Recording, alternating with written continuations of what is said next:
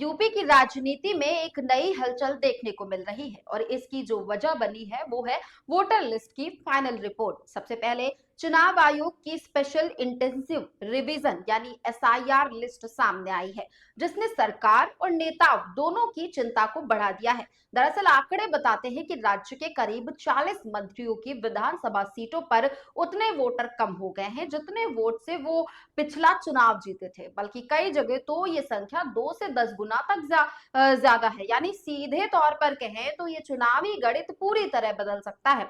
अब अगर उदाहरण देखें तो ब्रजेश पाठक की सीट लखनऊ कैंट पर करीब 1.25 लाख वोटर कम हो गए हैं, जबकि वो पिछली बार सिर्फ 39,000 वोट से जीते थे। इसी तरह सुरेश खन्ना की सीट शाहजहांपुर पर करीब 1 लाख नाम कटे हैं, जबकि उनका जीत का अंतर महज 9,000 के आसपास था। इसके अलावा सुनील शर्मा की साहिबाबाद सीट पर सबसे ज्यादा 3.16 लाख वोटर कम हुए हैं, जबकि उन्होंने पिछला चुनाव करीब 2.15 लाख वोट से जीता था। वहीं राकेश सचान और अनिल कुमार की सीटों पर भी उनके जीत के अंतर से कई गुना ज्यादा वोटर कम हुए हैं। हालांकि हर जगह स्थिति एक जैसी नहीं है। जैसे ओम प्रकाश राजभर और अनिल राजभर की सीटों पर वोटर कम जरूर हुए हैं, लेकिन उनका जीत का अंतर अभी भी संतुलन बनाए हुआ है। अब अगर मुख्यमंत्री योगी की बात करें तो योगी आदित्यनाथ के लिए ये रिपोर्ट राहत देने वाली है। उनकी गोरखपुर शहरी सीट पर करीब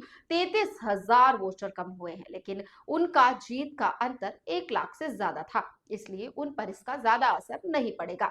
इसके बाद एक और दिलचस्प बात सामने आती है। पहले माना जा रहा था कि शहरी इलाकों में ज्यादा वोटर कटेंगे, लेकिन अब जो आंकड़े हैं वो ये बताते हैं कि ग्रामीण क्षेत्रों में भी बड़ी संख्या में नाम हटाए गए हैं। यानी ये सिर्फ शहरों तक सीमित मामला नहीं है।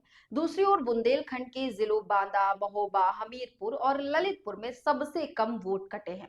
इससे ये साफ होता है कि हर क्षेत्र में स्थिति अलग अलग है और इसका असर भी अलग अलग तरीके से पड़ेगा।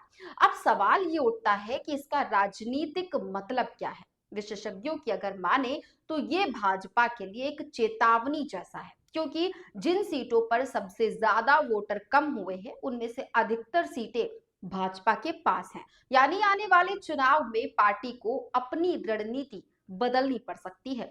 वहीं दूसरी तरफ विपक्ष, खासकर समाजवादी पार्टी की सीटों पर उतना असर नहीं दिखा है जितना पहले आशंका जताई जा रही थी। यही वजह है कि विपक्ष इस मुद्दे पर ज्यादा आक्रामक नजर नहीं आ रहा। इसके अलावा एक और अहम बात यह है कि कई विशेषज्ञ मानते हैं कि वोटर लिस्ट में हिंदू मतदाताओं की संख्या में ज्यादा कमी आई है।